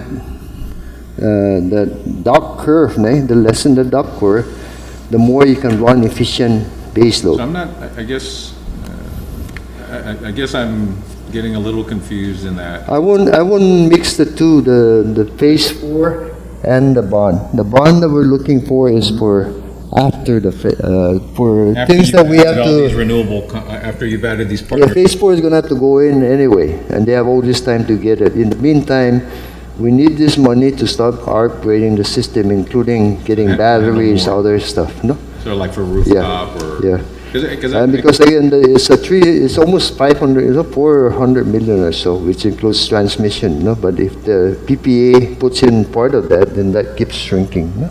So what you're educating me on is the partners will put in some transmission, but we also are planning, as we're adding more renewables, we need to do something to what I call the grid, right? We need to, as you add more PPAs, and yeah, they're adding battery on their side of the equation, it still affects our grid, our overall grid, that we need to upgrade, which is what you envision the 300 million Yeah. would help us do First as of we all- add these projects. Yeah, first of all, this particular projects, the 180, they're gonna have to put in the transmission necessary To connect.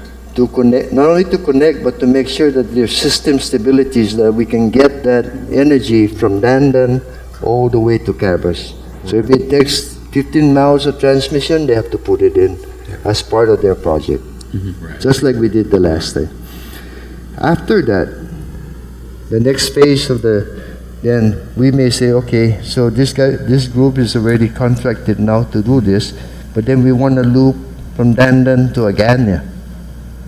So then we can have other opportunity from other land areas or whatever. For more other- renewables. For To more connect it. renewables. While you build And these- now when we do that, when we put that other transmission, either you pay for it with the power purchase or you pay for it yourself, right? Bond, yep. So we do with our core business. Now all they have to do is worry about hooking, where's the 115? No, it's a 1 mile away. So that's their cost, 1 mile in transmission plus their core business, giving us the best price. Because right now, the first solar farms are having to spend a lot of money to run a transmission line Right. to the grid, Right. to the rest of the grid. Right. So as these pods emerge in the next 7-8 years, right, based on Yeah. the plan, right, they will have their own battery storage on their side for their own needs, right, and our needs, but every solar farm we're asking for in the future is going to have some storage aspect, right? Every solar farm will have, they cannot no longer increase the duct curve.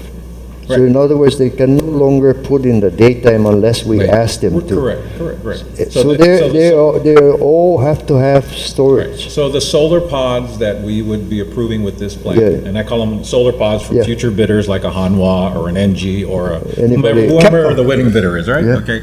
They build their capacity, their solar capacity. Yeah. They run a transmission line to where they got to run a transmission line. Right. But as those transmission lines connect to the grid, right? And I'm sorry, and all these pods will have some storage with them. Yep. Right? Because I've always understood you to say all future solar Yep. has to have storage, right? And we know it works because it helps them with their intermittency, and it helps us with our intermittency if they have a battery. And we also want to use battery for shifting, and we want that attached to the next solar pod, right? But in addition to that, the 300 million allows us, as these pods emerge, right? We may say, hey, we've got this energy from 5 solar farms, but now we want to transmit that energy a little differently than when they were first built, because now they exist. And we're going to use this 300 million to No. upgrade The 300 million is to upgrade the system to allow other opportunities from other land areas in the area to bid on the next phase to allow more lower cost renewables. John, Yeah, but again, the 300 million is something that we will come to you for yet. I It's just- understand, yeah, I understand. yeah. And I mean, I'm okay with it. I'm Yeah. just trying to make sure I'm understanding. That if I understand you right, and correct me if I don't, all right? The 300 million is when these pods emerge, and there's still more opportunity to add solar. Maybe not from huge solar farms, maybe it's from, rooftop, all of League One, all of a sudden, we're figuring out a nice affordable way to put all of League One with solar panels on the top, however we do that.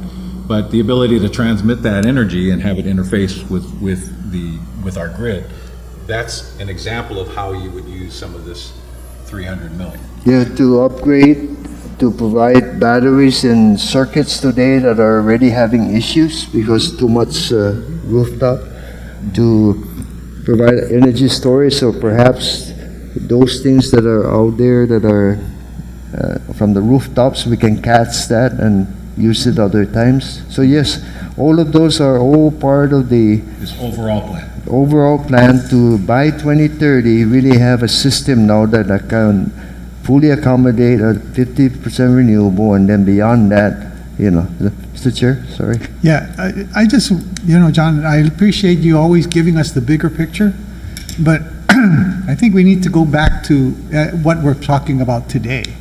Now, the resolution you're bringing to us today strictly talks about 180 megawatts. Let me finish, 180 megawatts, and this time, batteries to shift power, all 180.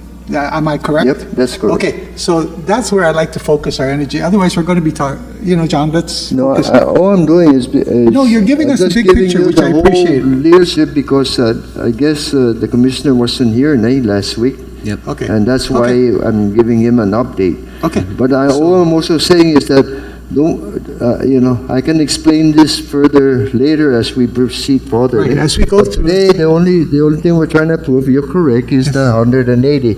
I just like to, but again, the reason why I'm explaining this is it doesn't just end on with you approving the 180.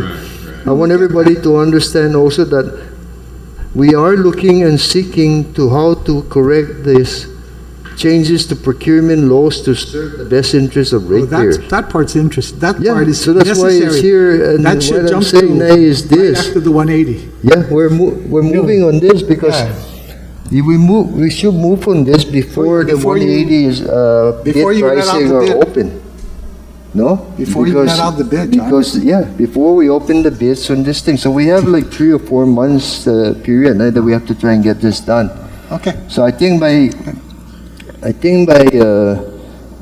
no later than October, we will come to you with a proposal on this. We are talking to people now. We are talking to the OPA. We are going to talk to others to see what may be a workable solution to this, no? And then we will proceed and ask you, okay, can I go ahead now and proceed and ask to get legislation on this, no? Yeah, please, go ahead. Commissioner Taku. Oh, no, I do go ahead and finish him. Yeah, so at that point, then, I don't want to go there and the commission is not on board with what is the policy, right? But at the same time, we're trying to see what might work in the community, and that's what we're trying to do. So certainly in October, we will come to you on that because it gives us time. We still have time before the opening of the bid to make changes or amendment to that process. Thank you. Thank you. Commissioner Thank you, Taco. JP. Motion to approve resolution number FY 2022-30 relative to the approval of the Phase 4 renewable acquisition multi-step bid. Okay, so second, Commissioner. Any further discussion? No need, right? Okay, all those in favor signify by saying aye. Aye, opposed, nay. Motion carries with 4 aye votes. Great, thank you, Commissioners. We will proceed to the PUC, and I can answer other questions also. I just have, now that we've gotten the heavy Yeah. work on, John, when you can, and again, we can look at it at future meetings, I'm trying to, would you be able to look at the information you provided us on page 191, the 23 to 28 system dollars per kilowatt hour, and which was excellent, and what you also presented us to on page 192. At the end of the day, those 2 pages will reduce rates for ratepayers. Okay. Okay. And so in the future, can you take these scenarios and show, like, for example, residential rate today, but if we implement page 191 and 192, here's what residential rates could look like. It's a projection, and you did a great job. You had a 120 and you had a 180. I think you've covered the worst. God forbid it gets any worse than, if it ever gets to 180, it doesn't, but I'd like to, ultimately the ratepayer and the shareholders want to know, when's my power bill going down? You guys, we talk about all this stuff. We are very confident at our level that we're doing the right things for the right reasons. But they just want to know when their power bill is going to go down because they're becoming skeptical. Oh, we had a solar farm. And unfortunately, they think one solar farm is supposed to drop the LEAC 10 cents a kilowatt hour. And that's not how it works, right? But the aggregate of what you've got on 191, 192, what we just approved, is all being done to provide reliable energy at lower costs and to significantly reduce our reliance on oil. Because the only way to lower the power bill is to get away from oil, correct? And both can you think about how we translate this for the average ratepayer citizen? On the reason we're doing this is your power bill is here, but as we bring on this additional capacity, as we in renewables, as we bring it on with the new gen, whether it's 120 a barrel or $180 a barrel, This is what your power bill's still going to go down, and God forbid it gets, and this is what it might look like, and that's why we're doing this, right? Because to a lot of our ratepayers, it's interesting, but it's this is sophisticated technical stuff. It takes people that have. Yeah, I'm trying to make it as simple as possible, no? And when I look at this charts, what is it saying, to answer your question, right? And you're correct, I will go ahead and do something like that, right? what is saying that in the full year 2025, your power should definitely go down. As we have been saying now, when Okudu power plant comes on the line in the middle of 2024, your power bill will begin to come down already.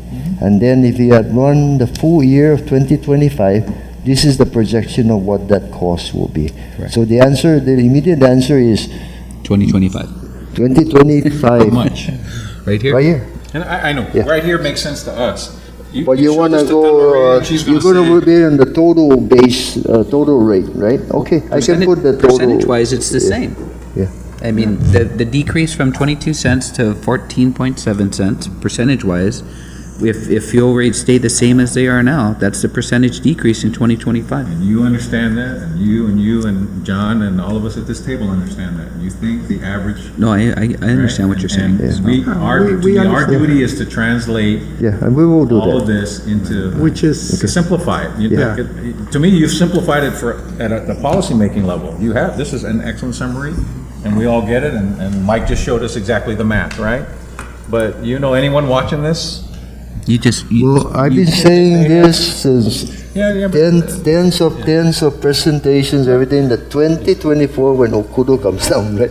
But you're right, but they don't know what it means maybe to For the their residential total customer. power rate. So an average residential, maybe right. your power rate will go from here to here. For commercial, maybe How from here much, to how here. much in dollar value? How much is the dollar? The bottom line, right? Yeah, Yeah. yeah. that- Okay. And I I think got it. right now, what people are, we're at 29 cents on the LEAC, Yeah. right? The PUC is, we had even proposed an additional increase that the PUC did not agree. They want to see the data. They want to see, we know oil prices are now beginning to fall, right? And so the natural question that, whether you're sophisticated like us or you're not, you're saying, well, if the cost of oil is going down, even if it's ultra low sulfur diesel, even that's going down, right? I mean, they're brothers and sisters. They ride the wave together, right? When will the LEAC begin to go down with what we're doing now, right? And with the drop in fuel prices that we're seeing now, right? Not 2024, right? When's our date, 2024?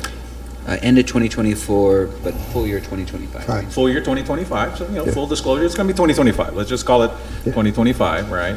But between now and then, oil's not staying fixed. In fact, oil appears to be dropping. Will that 29, so the first question is the 29 going to go up in October? Does don't the know. data support it? Well, we know, it's already October, gang. You just bought your last tanker, right? Yes, Was it cheaper than the one in March? yes. Okay, so how does that translate Which one? through to the LEAC? Cheap. This is the cut price at the moment. Yeah, so how does that so we now know the tanker we bought today is cheaper than the one we bought in March. And correct me if I'm wrong, but based on the futures we're seeing in the marketplace, right? It appears that future tankers will be cheaper than the one we bought in March. Is that so far, ignoring any, huge world intervention, another World War when it jumps back up. But from what we're seeing now, absent some alternative calamity, oil prices are falling. So will the LEAC fall? Oh, and if so, when? And if so, how much? What's your best guess? Because you're the best guessers. Well, You know business. I can't answer that question today. All I can say is it looks promising based on the change of events with the fuel pricing, no? But again, There's one other there's, thing, but I'll let you finish. I'll bring something else up, but go ahead. but again, so it looks promising now that the LEAC will probably hold at worst, no, and potentially could come down. But we'll wait until we get that October, because remember, our under recovery has not yet fallen. It's true, that's true. It's That's gone what I from was gonna the talk about. 41 million before, it's up to 47 million the end of August, no? But the new rates they kick in on September 1st. So You're whittling away at the under recovery. so at the end of September, we will know how that under recovery is doing. So I expect that they will be reversed, no? If With those it. future prices continue the trend that we're seeing today.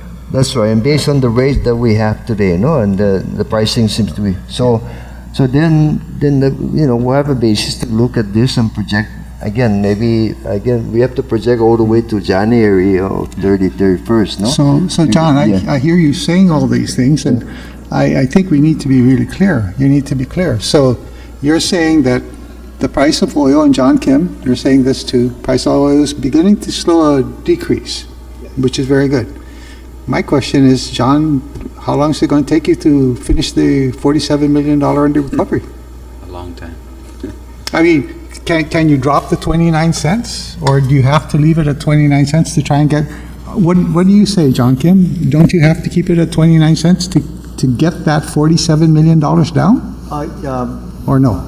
Current projection, we're looking, even at January 31st, our under recovery is going to be close to $34 million. Okay. We had 29 cents. Okay. But starting February, if the rates remain the same, the under recovery will be more. Because, You'll lessen the under yeah, recovery we'll be more and more. less than the under recovery. You'll So- eat into that under recovery. Yeah. Very good, and that's what we need to do. Right. So, I mean, I understand that, the perfect storm, unfortunately for us and our ratepayers, is ultra-low sulfur diesel is more expensive than RFO, and we've under-recovered. We have delayed passing on prior costs to our ratepayers for all sorts of reasons that we understand and support. PUC even did it, right? But we all agreed, unfortunately, that it had to go to 29, right? We petitioned for it to go to 29 and beyond, but the PUC said, hey, let's hold off on the October changes because let's see the data, right? Now it appears the global market prices are trending downward, right? So the question I asked John Kim, before the meeting was, as the 29 cents whittles away at the under recovery, which we have to do, and what we're just saying is we're finally catching up with rate increases we should have passed on earlier during COVID. Right. We're now dealing with it. There's the LEAC raises rates slower and drops rates slower. That's why it's called, because it levelizes it, right? It's not like a gas station, right? And the worst gas station prices the public saw 6-8 months ago, and now they're seeing better prices. Our prices were relatively lower 6 to 8 months ago because we delayed the increase, because the math of the LEAC automatically averages it out. It doesn't do what the gas stations do, right? And that's just that's a hard understanding to communicate to 50,000 ratepayers, but we know that that's how it works. But the bottom line in the simplest question that I asked John Kim was, your best guess today, next month, like next month, do we petition the PUC not to adopt our October proposal, or they're going to do it on their own? They're going to decide on their own. The petition before the PUC already includes a November increase. No? A potential November adjustment. Well, no, wait, our No. petition includes a November Yeah. increase. Yeah, which they did, Right? includes our potential November increase, which they did not approve Correct. Yeah. and decided that they would look at it Wait for the in data. October. Yeah. Based on, which is, again, And the November increase was based on projections made much earlier this year when you filed the rate case, correct? And I think everyone would agree it was a wise decision of PUC to say, okay, we'll give you the 29, but we're not so sure about the November 1. We want to look at the data.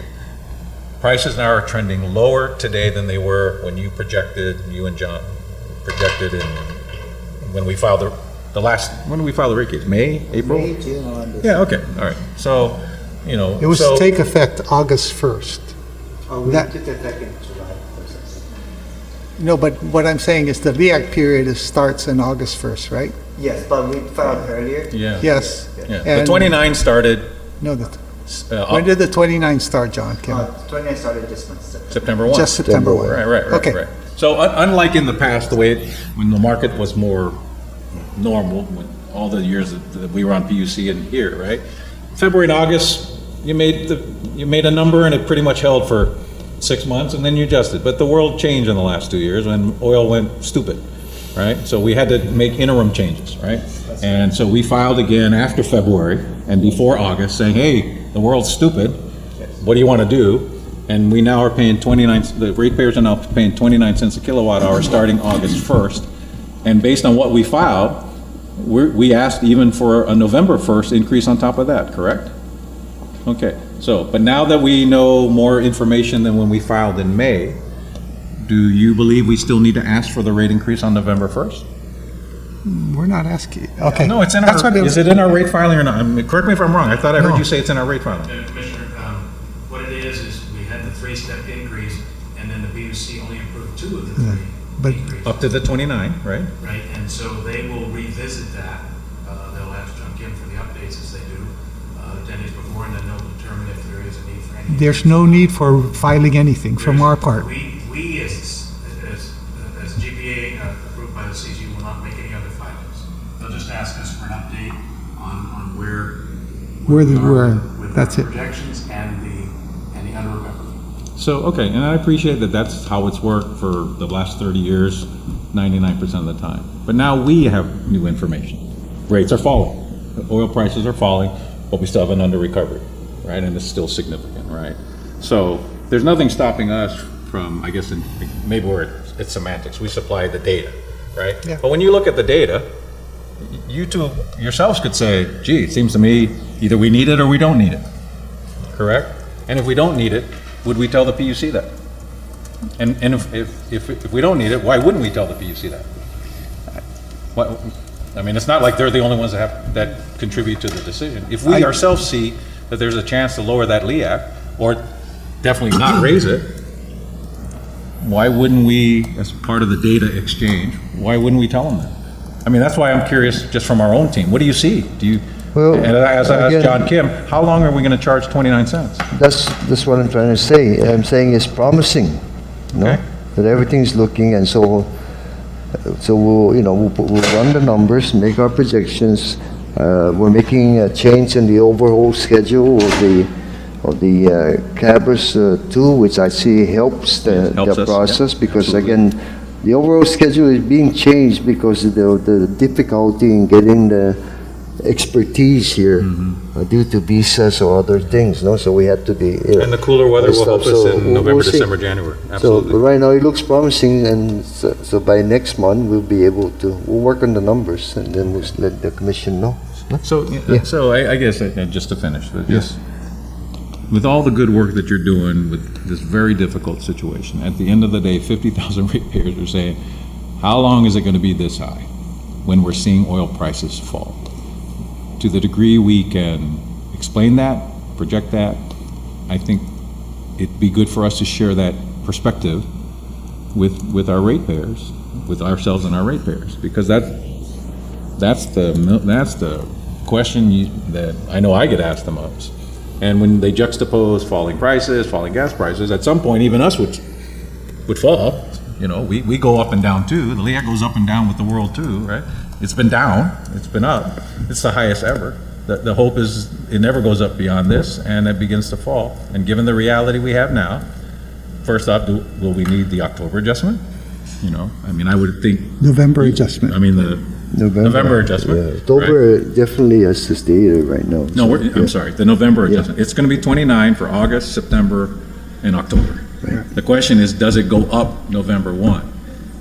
It's promising, so as you, in October, when you talk to us and you provide the data to the PUC, I would appreciate some sense from you two, Yep, that we trust we the can do most, that. saying, Yes. it looks like it's going down, we don't need it, or we still need it.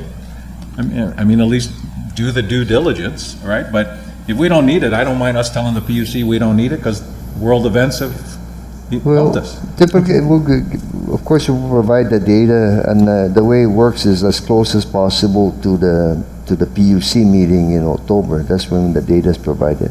Yeah. That about corresponds with the work session of the CCU. So we'll be So in October, you can providing, take a look. providing everybody that data. For and then clarity, some to though, the I have commission. I have a question Yeah, to go ahead, ask, sir. if you don't And mind. just to finish, and then in the same way you laid out that roadmap, John, which I love, right?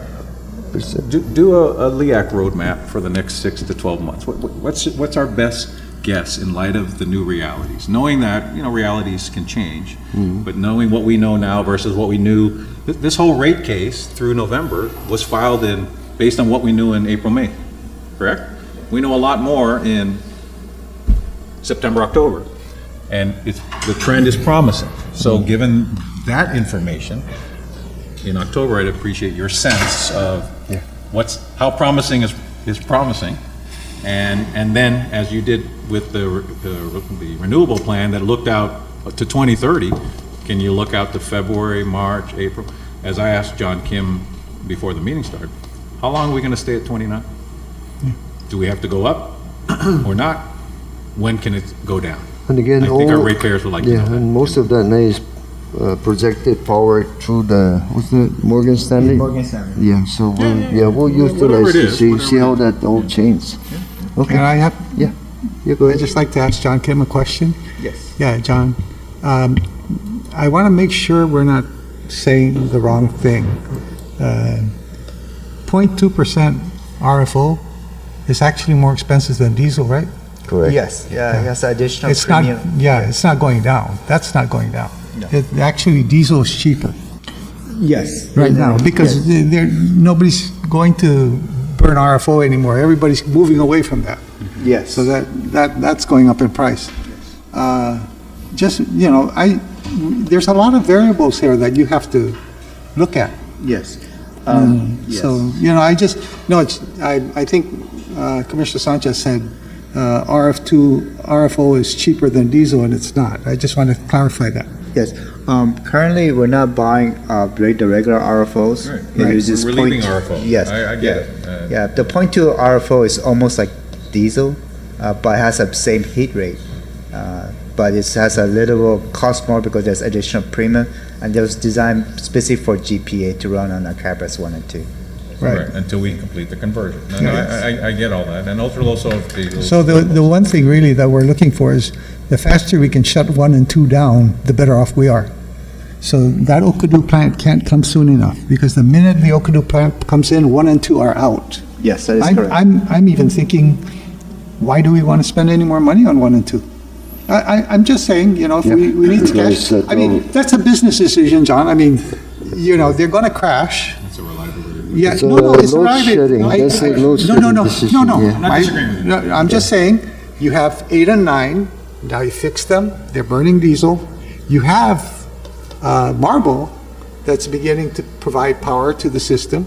So you do have a problem, but you do have Dededo 1 and 2, and you have the other units. But I'm just saying, there's a business decision to think about. I'm also saying that what price do you pay for reliability or No, load shedding? I get that, John. And that's but, why we're doing interruptible load. So I'm trying to.